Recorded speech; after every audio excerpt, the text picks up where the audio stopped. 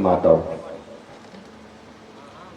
कल 6 दिवस की कथा में हमने भगवान के नाना प्रकार के अवतार, भगवान की अनेक दिव्य लीलाओं का वर्णन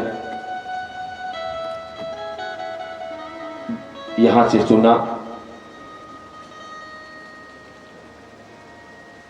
कल मैया रुक्मिणी और भगवान के विवाह तक का प्रसंग यहां से निवेदित किया गया।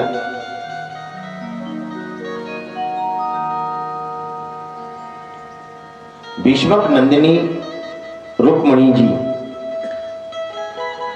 स्वयं माता लक्ष्मी स्वरूपा है और संसार में लक्ष्मी जी का विवाह, लक्ष्मी का वर्ण केवल नारायण करते हैं। हम सब लोग लक्ष्मी के पुत्र तो हो सकते हैं, लेकिन लक्ष्मी के कभी पति नहीं हो सकते। आगे चलकर मैया रुक्मिणी के गर्भ से श्री प्रद्युम्न जी का जन्म हुआ, जो कि साक्षात कामदेव जी, भोलेनाथ का वो वचन सत्य हुआ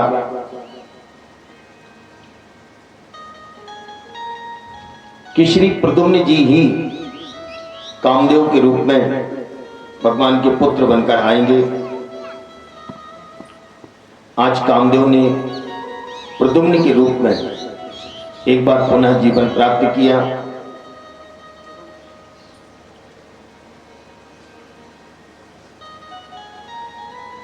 प्रद्युम्न जी जब बालक थे, पैदा ही हुए थे, तो शंबरासुर नाम का एक असुर महलों से उन्हें उठाकर ले गया, समुद्र में जाकर फेंक दिया। वहां एक मछली ने प्रद्युम्न जी को निगल लिया। एक मछुआरे ने उस मछली को पकड़ा और पकड़कर शंबरासुर के ही यहां देकर आ गया। जब मछली के पेट को चीरा गया तो उसमें से एक सुंदर बालक निकला। शंबरासुर ने उस बालक के लालन पालन की आज्ञा दी।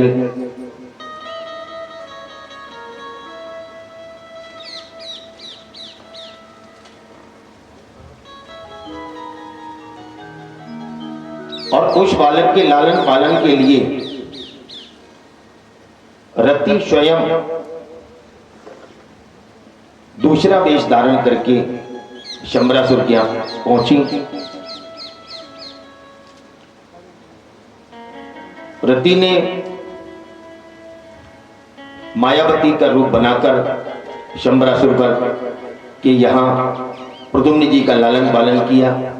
और जब प्रद्युम्न जी कुमारावस्था से युवावस्था की ओर जाने लगे, तब जाकर रति के हाव भाव बदल गए। जो माता का भाव था वो कमनीय भाव में परिवर्तित हो गया। तो एक दिन प्रद्युम्न जी ने कहा कि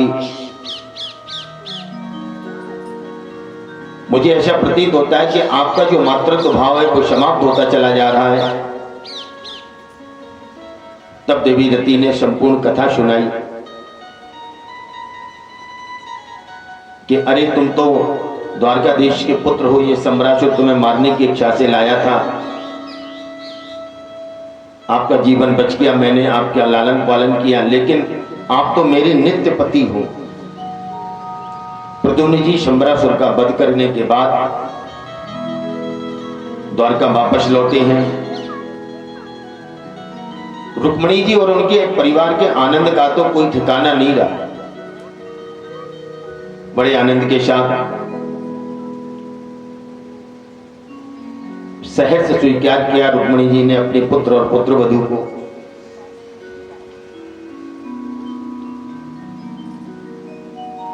सुखदेव जी कहते हैं कि राजन, कन्हैया की केवल एक विवाह नहीं हुआ था, और भी विवाह हुए। परीक्षित बोले, महाराज कहां कहां कैसे कैसे विवाह हुए थे, कृपा करके निवेदित करें। अब शेष विवाहों की कथा। सुखदेव जी कहते हैं कि राजन, सत्राजित नाम का एक राजा था। इसके पास स्यमंतक नाम की एक चमकती हुई मणि थी और उस मणि की विशेषता यह थी कि वो प्रतिदिन 8 भार सोना 8 भार सोना प्रतिदिन देती थी। बड़ी सुंदर मणि थी। एक बार कुछ यदुवंशियों ने उस मणि की याचना की सत्राजित से कि ये मणि मुझे दे दो, मैं द्वारकाधीश को इस मणि को प्रदान कर दूंगा, उनके ऊपर बड़ी अपूर्व शोभा होगी इस मणि की। लेकिन सत्राजित ने मना कर दिया और एक दिन सत्राजित का भाई प्रसेन मणि पहनकर जंगल में शिकार करने के लिए गया। शेर ने उसकी हत्या कर दी। जब कई दिनों तक नहीं आया तो सत्राजित ने समझा कि मेरे भाई की हत्या या मेरा भाई कहीं गायब हो गया है, शायद इसका एक बहुत बड़ा कारण मणि है। और मणि की चूंकि मांग की थी यदुवंशियों ने, तो सीधा सीधा संदेह यदुवंशियों और श्री द्वारकाधीश पर आया। धीरे धीरे कानों कानों ये बात फैलती चली गई कि द्वारकाधीश ने उस मणि का अपहरण कर लिया। अब तो भगवान के कानों तक ये बात पहुंची कि स्यमंतक मणि का अपहरण कर लिया, स्यमंतक मणि की चोरी का आरोप मुझ पर लग रहा है। तो भगवान ने उस मणि को ढूंढने का निर्णय किया। भगवान उस मार्ग का अनुसरण करते जब आगे गए तो देखा प्रसेन मरा पड़ा है। आगे और पदचापों का अनुसरण किया तो देखा एक शेर मरा पड़ा है।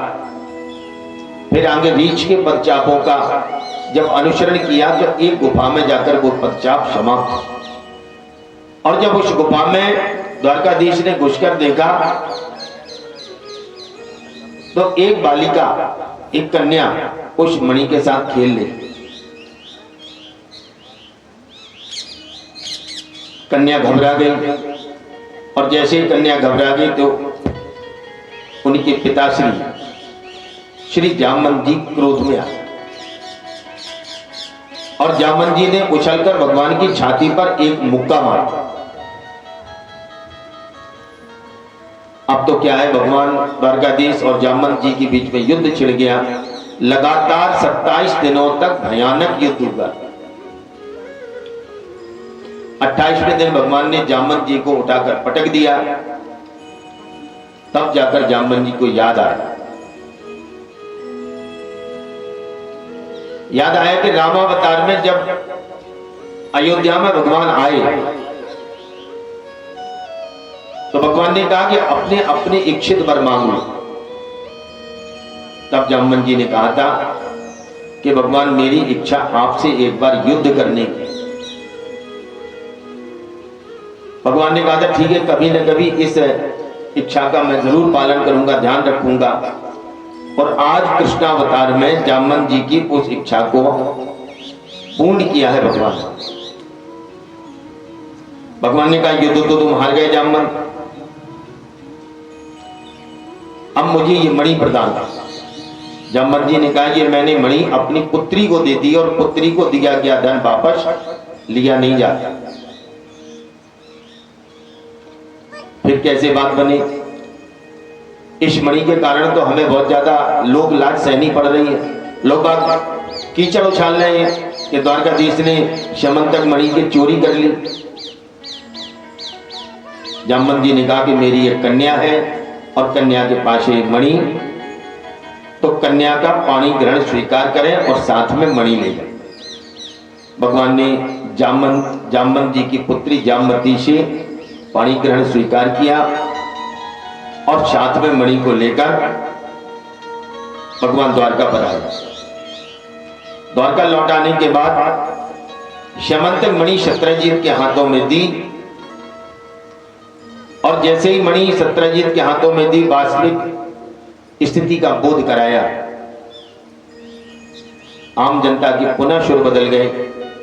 लोग कहने लगे कि ये सत्राजित तो बड़ा धूर्त निकला, इसने व्यर्थी द्वारकाधीश पर आरोप लगा दिया। बड़ा लज्जित हुआ सत्राजित। अब उसने विचार किया कि इस लज्जा को दूर कैसे किया जाए। बोले अब तो एक ही उपाय है।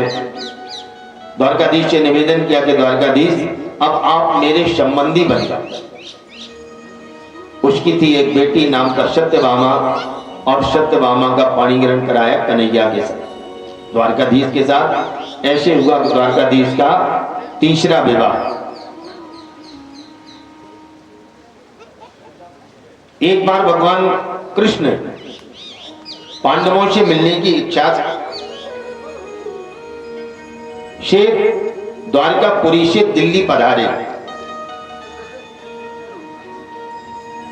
वर्तमान में दिल्ली और प्राचीन नाम है इसका इंद्रप्रस्थ। भगवान पांडवों से मिलने की इच्छा से इंद्रप्रस्थ नगरी में पधारे। पांडवों ने प्रभु का बड़े आत्मीय ढंग से स्वागत किया, सत्कार किया। एक दिन अर्जुन के साथ यमुना नदी के तट पर घूम रहे थे। अर्जुन ने देखा कि एक कन्या नदी के तट पर बैठी तप कर रही है। अर्जुन ने कन्या का परिचय जानना चाहा। परिचय लेने के लिए जब कन्या के पास पहुंचे तब कन्या ने परिचय दिया। अहम देवस्य सवितुर दुहिता पतिमिच्छन्ति विष्णुं वरेण्यं वरदा तपा परमा स्थितः। मैं सविता की दुहिता हूं और मेरा नाम है कालिंद्री। मैं श्री द्वारकाधीश को अपना पति बनाने के लिए यहां पर तप कर रही हूं। तुरंत अर्जुन ने कालिंदी का परिचय गोविंद से कराया और गोविंद ने कालिंदी से पाणी ग्रहण स्वीकार कर लिया। ऐसे भगवान का हुआ ये चौथा विवाह।